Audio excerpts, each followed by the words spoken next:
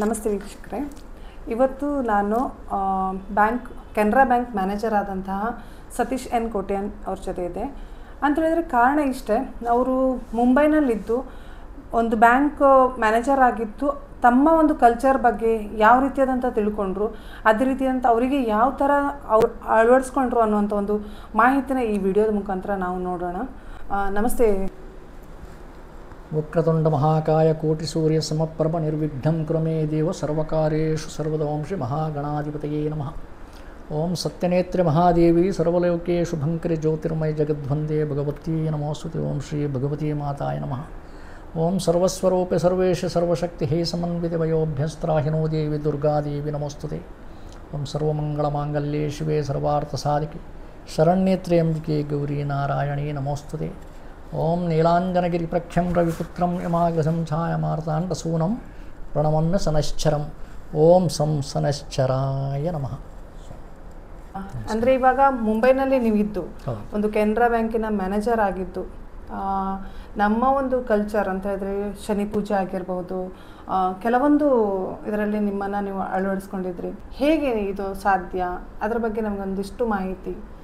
ಸರಿ ನೋಡಿ, ಇದು ಆಧ್ಯಾತ್ಮಿಕ ಜೀವನಕ್ಕೆ ಇದು ಪಾದಾರ್ಪಣೆ ಮಾಡಬೇಕಾದ್ರೆ ನಮ್ಮದೇ ಒಂದು ಫ್ಯಾಮಿಲಿಯಲ್ಲಿ ಕೂಡ ಒಬ್ಬರು ಹಿರಿಯರು ಅದೇ ರಂಗದಲ್ಲಿ ಇರಬೇಕು. ಹೌದು. ಇಲ್ಲದ್ರೆ ಭಗವಂತನ ಏನಾದರೂ ಒಂದು ಆಶೀರ್ವಾದ ಅನುಗ್ರಹ ಇದ್ದರೇ ಈ ಆಧ್ಯಾತ್ಮಿಕ ಜೀವನಕ್ಕೆ ಬರುವಂತಹ ಒಂದು ಪ್ರಸಂಗ ನಮಗೆ ಸಿಗ್ತದೆ.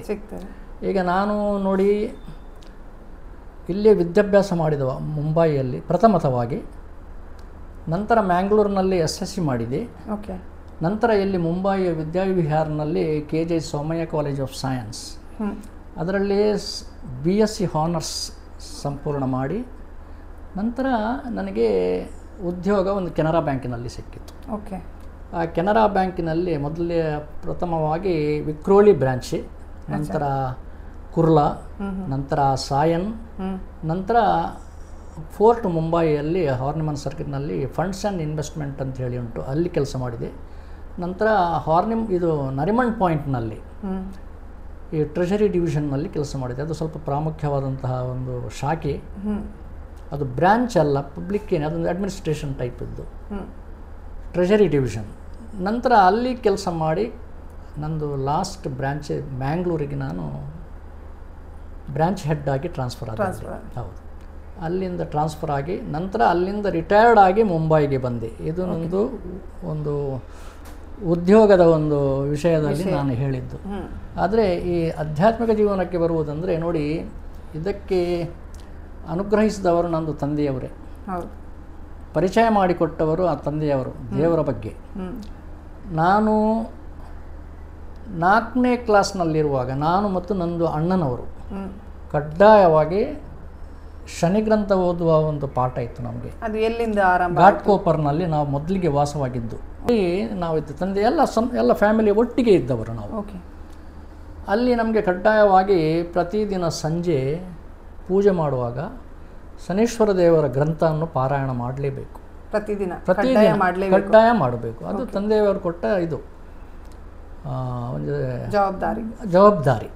ಅಂದರೆ ದೇವರ ಬಗ್ಗೆ ಏನಾದರೂ ಒಂದು ಚಿಂತನೆ ಮಕ್ಕಳಿಗೆ ಹುಟ್ಟಬೇಕಂತ ಹೇಳಿದರೆ ಅದು ಪ್ರಾರಂಭದಲ್ಲಿಯೇ ಸಾಧ್ಯ. ಅಂದರೆ ಎಜುಕೇಷನ್ ಎಷ್ಟು ಇಂಪಾರ್ಟೆಂಟ್, ಅದೇ ಒಂದು ಆಧ್ಯಾತ್ಮಿಕ ಜೀವನ ಕೂಡ ಇದ್ದರೆ ಆ ಎಜುಕೇಷನ್ಗೆ ಕೂಡ ಒಂದು ವ್ಯಾಲ್ಯೂ ಇರ್ತದೆ. ಆವಾಗ ಓದುವ ಪ್ರಸಂಗ ಇತ್ತು ನಮಗೆ, ಗ್ರಂಥದ್ದು ಪಠನ ಮಾಡುವ ತಂದೆಯವರ ಒಟ್ಟಿಗೆ. ತಂದೆಯವರು ಕೇಳ್ತಾ ಇರ್ತಾರೆ, ನಾವು ಓದ್ತಾ ಇರ್ತೇವೆ. ಅಣ್ಣನವರು ಓದಿ ಮುಗಿಸಿದ ನಂತರ ನನಗೆ ಸೆಕೆಂಡ್. ನಂತರ ನಾವು ಓದಿದ ಮಕ್ಕಳಲ್ಲ, ಓದಿದ ನಂತರ ನನಗೆ ಸ್ವಲ್ಪ ನಮಗೆ ಆಡಲಿಕ್ಕೆ ಹೋಗುವ ಕೂಡ ಮನಸ್ಸಿರ್ತದೆ. ಆವಾಗ ಸ್ವಲ್ಪ ಹಿಂದೆ ನೋಡಿದರೆ ಹೇಳ್ತಾರೆ ತಂದೆಯವರು, ಇನ್ನೂ ಸ್ವಲ್ಪ ಸ್ಟಾರ್ಟ್ ಇನ್ನು ಓದಿ ಸ್ವಲ್ಪ ಅಂತ ಹೇಳಿ. ನಂತರ ಓದಿದ ನಂತರ ನಾವು ಓಕೆ ಮುಕ್ತಾಯ ಮಾಡಿ ನಾವು ಅಲ್ಲಿ ಮುಕ್ತಾಯ ಮಾಡಿದ್ವಿ. ಆದರೆ ಇದು ಕಡ್ಡಾಯ ಇತ್ತು. ಆದ್ದರಿಂದ ದೇವರ ಒಂದು ಸಂಬಂಧ ಉಂಟಲ್ಲ, ದೇವರಿಗೆ ಮತ್ತು ನಮಗೆ, ಅದು ಆ ಸಮಯದಿಂದ ಬಂದಂಥದ್ದು. ತಂದೆಯವರು ಆ ಸೇವೆ ಮಾಡ್ತಾ ಇರ್ತಿದ್ರು. ಆ ತಂದೆಯಿಂದ ಏನೋ ದೇವರ ಆಶೀರ್ವಾದ ಅನುಗ್ರಹದಿಂದ ಅದು ನನಗೆ ಬಂತು. ತಂದೆಯವರಿಗೆ ಗೊತ್ತಿತ್ತು ನಾವು ದೇವರ ಸೇವೆ ಎಷ್ಟು ಮಾಡ್ತೀವೋ ಅಷ್ಟು ನಮಗೆ ಮುಂದೆ ಪ್ಲಸ್ ಇದೆ. ಅದನ್ನು ಸಹ ನಿಮಗೆ ಅಳವಡಿಸಿದ್ರು. ಸರಿ. ನಂತರ ನೋಡಿ, ದೇವರದ ಪೂಜೆ ಮಾಡ್ತಾ ಇರ್ತವರು. ಈಗ ನನ್ನ ನಂತರ ಈಗ ನಮಗೆ ನೋಡಿ 4 ಮಕ್ಕಳು. ಆ 4 ಮಕ್ಕಳಲ್ಲಿ ಆ ಪೂಜೆ ಮಾಡುವಂಥ ಒಂದು ಅವಕಾಶ ಸಿಕ್ಕಿದ್ದು ನನಗೆ ಮಾತ್ರ. ಓಕೆ. ಅಂದರೆ ನಿಮ್ಮ ತಂದೆಯವರಿಗೆ 4 ಮಕ್ಕಳು. 4 ಮಕ್ಕಳು. ಹಾಂ. ಅದು ಅವಕಾಶ ನನಗೆ ಮಾತ್ರ ಬಂತು ಅದು. ಓಕೆ. ಹಾಂ, ಇದು ದೇವರ ಪೂಜೆ, ದೇವರದ್ದು ಎಲ್ಲ ಪೌರೋಹಿತ್ಯದಲ್ಲಿ, ನಂತರ ದೇವರಿಗೆ ಮಂಗಳಾರತಿ, ಅದು ಬಹಳ ದೊಡ್ಡ, ಹೌದು, ಅದು ಸೌಭಾಗ್ಯ. ದೇವರ ಒಂದು ಪ್ರತಿಮೆ ಎದುರು ನಾವೊಂದು ಮಂಗಳಾರತಿ ಮಾಡುವುದಂದರೆ ಅದು ಜೀವನದ ಪರಮೋಚ್ಚ ಒಂದು ಅವಕಾಶ ನಮಗೆ ಸಿಕ್ಕಿದೆ. ಹೌದು, ಅದು ನನಗೆ ಸಿಕ್ಕಿದೆ. ದೇವರ ಆಶೀರ್ವಾದ, ಪೂರ್ವಜನ್ಮದ ಪುಣ್ಯ ಇರಬಹುದು, ಗೊತ್ತಿಲ್ಲ. ಅದು ನೀವು ಹೇಳುವಂಥ ಒಂದು ಖುಷಿಯಲ್ಲೇ ಗೊತ್ತಾಗ್ತಿದೆ. ದೇವರ ಒಂದು ಯಾವ ರೀತಿಯಾದಂಥ ಒಂದು ಪ್ರಸಾದ ರೀತಿ, ಅದು ಪ್ರಸಾದದ ರೀತಿಯಲ್ಲಿ ಅವರು ಕೊಟ್ಟಿದ್ದಾರಂದರೆ ನೋಡಿ, ನಮಗೆ ಈ ಸಮಯದಲ್ಲಿ ಏನೇನೆಲ್ಲ ಸಿಗ್ತದೆಲ್ಲ ಇದು ಎಲ್ಲ ಪೂರ್ವಜನ್ಮದ ಸುಕೃತ ಕರ್ಮದ ಫಲರೂಪವಾಗಿಯೇ ಸಿಗುವಂಥದ್ದು. ಹೌದು, ಗೊತ್ತಾಯ್ತಲ್ಲ. ದೇವ್ರು ನಾವು ಒಳ್ಳೆ ಕೆಲಸ ಮಾಡಿದರೆ ಯಾವಾಗಲೂ ಹೌದು ಅದರ ಫಲ ಭಗವಂತ ಕೊಡ್ತೇ ಇರ್ತಾರೆ ಯಾವಾಗಲೂ. ನಾವು ಮನುಷ್ಯರು ನೋಡಿ, ಕಲಿಯುಗದ ಭೂಮಿ. ಹೌದು, ಕಲಿಯುಗದ ಭೂಮಿಯಲ್ಲಿ ಮನುಷ್ಯನಿಗೆ ಅವನು ಮಾಡಿದಂತಹ ಸುಕೃತ ಕರ್ಮದ ಫಲ ಭಗವಂತ ಖಂಡಿತ ಕೊಡ್ತಾನೆ. ನಾನು ಸ್ವಲ್ಪ ಆಲೋಚನೆ ಮಾಡಿದೆ. ನಾನು ಬ್ಯಾಂಕ್ ಮ್ಯಾನೇಜರ್. ಹೌದು, ನಮ್ಮದು ವೇಷಭೂಷ ಬೇರೆ ಇರ್ತದೆ ಬ್ಯಾಂಕಿಗೆ ಹೋಗುವಾಗ ಎಲ್ಲ. ಈಗ ಭಟ್ರು ಅಂತ ಹೇಳಿದರೆ ಕೇವಲ ಪಚ್ಚೆ ಮತ್ತು ಹೌದು ಹೌದು ಅದರದ್ದು ನನಗೆ ಚಿಂತೆ ಇರಲಿಲ್ಲ. ಆದರೂ ಮಾಡಬಹುದು ಅಂತ ನಮಗೆ ಯಾರಿಂದಾದರೂ ಒಂದು ನಮಗೆ ಬ್ಯಾಂಕಿನ ಮ್ಯಾನೇಜರ್ ಆಗಿದ್ದು ಈ ಒಂದು ಕೆಲಸಕ್ಕೆ ಸೂಕ್ತನ ಅನ್ನುವಂಥ ಒಂದು ಕ್ವಶನ್ ಬಂತು, ಅದರಲ್ಲಿ ಆಗಬಹುದಾ ಅಂತೇಳಿ. ಆದರೂ ನನಗೆ ಯಾರಿಂದಾದರೂ ನನಗೊಂದು ಅನುಮತಿ ಸಿಗಬೇಕು ಅಂತೇಳಿ ನಾನು ಸ್ವಲ್ಪ ದಿವಸ ಕೊಡಿ ಅಂತ ಹೇಳಿದೆ. ನಂತರ ನೇರ ಹೋಗಿ ಮನೆಯಲ್ಲಿ ಅಮ್ಮನ ಹತ್ರ ಹೇಳಿದೆ. ಹೀಗೆ ಒಂದು ಅಮ್ಮ ಅಂತ ಹೇಳಿದರೆ ನಂದು ತಾಯಿ ಹತ್ರ ಹೇಳಿದೆ. ಹೀಗೆ ಒಂದು ನಮ್ಮದು ಸಮಿತಿಯದ್ದು ನಿರ್ಧಾರ ಆಗಿದೆ, ಇನ್ನು ಮುಂದೆ ನಾನು ದೇವರದ್ದು ಪೂಜೆ ನಾನು ಮಾಡಬೇಕು ಅಂತೇಳಿ ಬಂದಿದ್ದಾರೆ. ಅದಕ್ಕೆ ಅವರು ಹೇಳಿದರು, ನಿಮ್ಮದು ಇಚ್ಛೆ ಏನು? ನಂದು ಇಚ್ಛೆ, ನಿಮ್ಮದು ಇಚ್ಛೆ ಏನು ಉಂಟು ಅದೇ ನಂದು ಇಚ್ಛೆ. ನೀವು ಹೇಗೆ ಹೇಳ್ತೀರ ಹಾಗೆ ಪೂಜೆ ಮಾಡು ಅಂತ ಹೇಳಿದರೆ ಮಾಡ್ತೇನೆ. ಅದಕ್ಕೆ ಅವರು ಹೇಳಿದರು, ಪೂಜೆ ಮಾಡು, ಶ್ರದ್ಧೆಯಿಂದ ಭಕ್ತಿಯಿಂದ ಮಾಡು. ಮತ್ತು ಅವರಿಗೆ ಸ್ವಲ್ಪ ಇದಂತ ಗೊತ್ತಾ, ಆರತಿ ಎಲ್ಲ ಮಾಡುವಾಗ ಕೆಲವರಿಗೆಲ್ಲ ಮೈಯಲ್ಲಿ ಎಲ್ಲ ಬರ್ತದೆ, ಕೆಲವು ಒಂದು ಆಕರ್ಷಣೆ ಆಗುವಂಥದ್ದುಂಟು. ಆ ಸಮಯದಲ್ಲಿ ಜಾಗ್ರತೆ ಅಂತ ಹೇಳಿದರು. ಅಂದರೆ ತಂದೆಯವರಿಗೆ ಸ್ವಲ್ಪ ಶಾಂತ ರೂಪದಲ್ಲಿ ಬರ್ತಿತ್ತು. ಅಂದರೆ ತಂದೆಯವರ ಮೈ ಮೇಲೂ ಸಹ ಆಕರ್ಷಣೆ ಆಗ್ತಿತ್ತು. ಶಾಂತ ರೂಪದಲ್ಲಿ ಗೊತ್ತಾಗ್ತಿರಲಿಲ್ಲ. ಹಾಗೆ ನಾನು ಜಾಗ್ರತೆ ಮಾಡು ಅಂತ ಹೇಳಿದೆ. ನಂತರ ಆಯ್ತಂತ ಹೇಳಿದೆ. ಅನುಮತಿ ಸಿಕ್ಕಿದ್ದು ಅವರದು. ನಮಸ್ಕಾರ ಮಾಡಿದೆ. ನಂತರ ಮತ್ತೊಂದು ಇದರಲ್ಲಿ ಮೀಟಿಂಗ್ನಲ್ಲಿ ಹೇಳಿದೆ, ಓಕೆ ನನಗೆ ಸ್ವೀಕಾರ ಅಂತೇಳಿ. ನಂತರ ಅಲ್ಲಿಂದ ನಂದು ಪೌರೋಹಿತ್ಯ ಪ್ರಾರಂಭ ಆಯಿತು.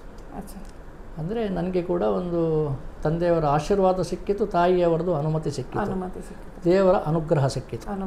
ಇದರಿಂದ ನಾನು ಪೌರೋಹಿತ್ಯ ಆದೆ. ಈಗ ಅವರು ಹೇಗೆ ನನಗೆ ಜ್ಞಾನ ಕೊಡ್ತಾರೆ ಆ ರೀತಿಯಲ್ಲಿ ಹೋಗ್ತಾ ಇರ್ತಾರೆ. ಆದರೆ ಆಕರ್ಷಣೆ ನನಗೂ ಕೂಡ ಆಗ್ತದೆ. ಅಂದರೆ ತಂದೆಯವರಿಗೆ ಯಾವ ರೀತಿ ಶಾಂತ ರೂಪದಲ್ಲಿ? ಶಾಂತ ರೂಪದಲ್ಲಿ ಬರುವುದಿಲ್ಲ, ಸ್ವಲ್ಪ. ಇವಾಗ ಈ ಏಜ್ನಲ್ಲಿ ಹೇಗೆ ಅಂದರೆ ಅದು ಗೊತ್ತಿಲ್ಲ ನನಗೆ. ನಿಜವಾಗಿ ಅಂದರೆ ಅಲ್ಲಿ ಇದು ಮಾತೆ ಉಂಟಲ್ಲ, ಅಲ್ಲಿ ಬಹಳ ಪವರ್ಫುಲ್ ಉಂಟು. ಓಕೆ.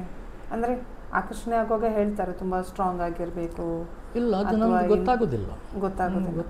ಅದು ಬರ್ತದಾಗೇನಿಲ್ಲ.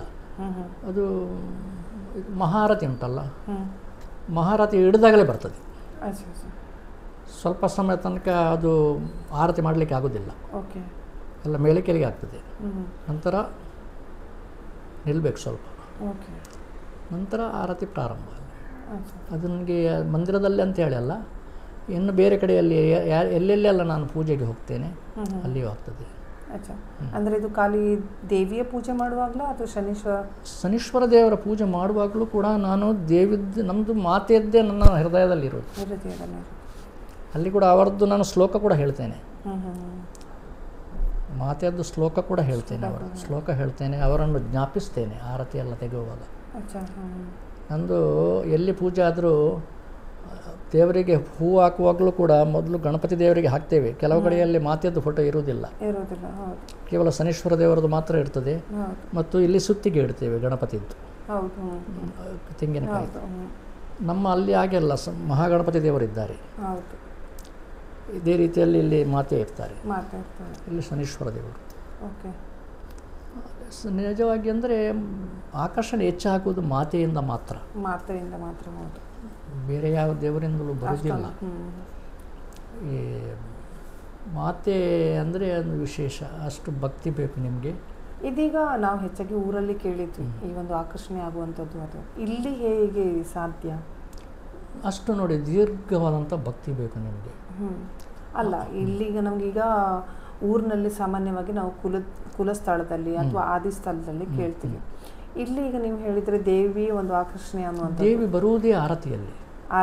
ಹೌದು, ಅಲ್ಲಿ ಮಾತೆ ಇದ್ರೆ ಮೂಲ ಸ್ಥಳ ಅಂತ ಹೇಳಿ ಅದು ಅಲ್ಲಿ ಬೇರೆ, ಅಲ್ಲಿ ಬೇರೆ. ಈಗ ದೇವಸ್ಥಾನದಲ್ಲಿ ಎಲ್ಲ ಇರ್ತೀವಲ್ಲ, ಮಾತೆ ಅಂದರೆ ಅಲ್ಲಿ ಯಾವಾಗಲೂ ಅಲ್ಲಿ ಬರ್ತದೆ. ಅಂದರೆ ಶಕ್ತಿ ಯಾವುದರಲ್ಲಿ ಉಂಟು ಆ ಪ್ರಕಾರ ಆರತಿ. ಅದು ಗಣಪತಿ ದೇವರಿಗೆ ಆರತಿ ಮಾಡಿದ ನಂತರ ನಂತರ ಅಲ್ಲಿ ಹೋಗಲೇಬೇಕಲ್ಲ ಮಾತೆ. ಅಲ್ಲಿ ಹೋಗುವಾಗ ಕೂಡ ಬಂತ ಆಕರ್ಷಣೆ. ಅಲ್ಲಿ ಆರತಿ ತಗೊಂಡು ಹೋಗ್ಲಿಕ್ಕೆ ಬರ್ತದೆ. ಅದು ಎಲ್ಲ ಬಿಡಿ, ಇಲ್ಲಿ ಶನಿವಾರದ ಪೂಜೆಯಲ್ಲಿ ಕೂಡ ನನಗೆ ಇಲ್ಲಿ ಕೂಡ ಬರ್ತದೆ ಮನೆಯಲ್ಲಿ. ಇವರಿಗೆಲ್ಲ ಗೊತ್ತು, ಅದರಿಂದ ಹೆದರಿಕಿಲ್ಲ. ಅಷ್ಟು ಬರೋದಿಲ್ಲ ನನಗೆ, ಕಂಟ್ರೋಲ್ ಮಾಡ್ತೇನೆ, ಅದು ಬರ್ತದೆ ಮಾತ್ರ. ಆರತಿ ಅಲ್ಲಿ ತಗೊಂಡು ಹೋಗ್ಲೇ ಬರ್ತದೆ. ಆಕರ್ಷಣೆ ಆಗುತ್ತೆ ಅಂತ ಹೇಳ್ತಾರಲ್ಲ, ಆವಾಗ ನಿಮಗೆ ಗೊತ್ತಾಗುತ್ತಾ? ಇಲ್ಲ, ಎಲ್ಲ ಇದಾಗ್ತದೆ ಅಂತ. ಆರತಿ ನನಗೆ ಇದು ಮಾಡಲಿಕ್ಕೆ ಆಗೋದಿಲ್ಲ, ಆರತಿ ಎತ್ತಲಿಕ್ಕೆ ಆಗೋದಿಲ್ಲ, ಭಾರ ಆಗ್ತದೆ. ಭಾರ ಆದ ನಂತರ ಅದು ನೋಡಿ ಎಷ್ಟು ಒಳ್ಳೆಯಾಗಿ ನೀವು ಮಾಡ್ಬೋದು, ಹಾಗೆ ಮಾಡಲಿಕ್ಕೆ ಆಗೋದಿಲ್ಲ, ಮೇಲೆಗೆಲ್ಲ ಹೋಗೋದೇ ಇಲ್ಲ. ಆರತಿ ಈಗ ಹಿಡಿದ್ರೆ ಇರಿಗೇನೆ ಹೋಗೋದಿಲ್ಲ ಮೇಲೆ. ನಂತರ ಶಾಂತ ಆದ ನಂತರ ಎಲ್ಲ ಸರಿ ಆಗ್ತದೆ. ಒಂದು ಎಷ್ಟು ಟೈಮ್ ಇರ್ಬೋದು? 5 ಮಿನಿಟ್ಸ್ ಹೆಚ್ಚಂದರೆ ನೋಡಿ ಒಂದು 2-3 ನಿಮಿಷ, 2-3 ನಿಮಿಷ ಅಷ್ಟು ಬರ್ತದೆ. ಅವಾಗ ಏನು ಮಾತು ಬರೋದಿಲ್ಲ. ಮಾತು ಏನು ಬರೋದಿಲ್ಲ. ನಿಮ್ಮ ಮನೆಯವರಿಗೆಲ್ಲ ಹೇಗೆ ಗೊತ್ತಾಗ್ತದೆ ಎಲ್ಲಿ ಆಕರ್ಷಣೆ ಆಯಿತು ಅನ್ನೋ? ಇಲ್ಲಿಯಾ? ಅದು ಗೊತ್ತಾಗ್ತದೆ, ಎಲ್ಲ ನಡುಗ ಹುಟ್ಟಾಗ್ತದೆಲ್ಲ, ನಡುಗ ಹುಟ್ಟುತ್ತದೆ. ಈ ವೈಬ್ರೇಷನ್ ಆಗ್ತದೆಲ್ಲ ಬಾಡಿಯಲ್ಲೆಲ್ಲ ವೈಬ್ರೇಷನ್ ಆಗುವಾಗ ಅವರಿಗೆ ಗೊತ್ತಾಗ್ತದೆ. ಇವರಿಗೆಲ್ಲ ನೋಡ್ತಾರಲ್ಲ ಪ್ರತಿ ಸಮಯದಾಗ ಗೊತ್ತಾಗದ ಪ್ರಾಬ್ಲಮ್ ಇಲ್ಲ.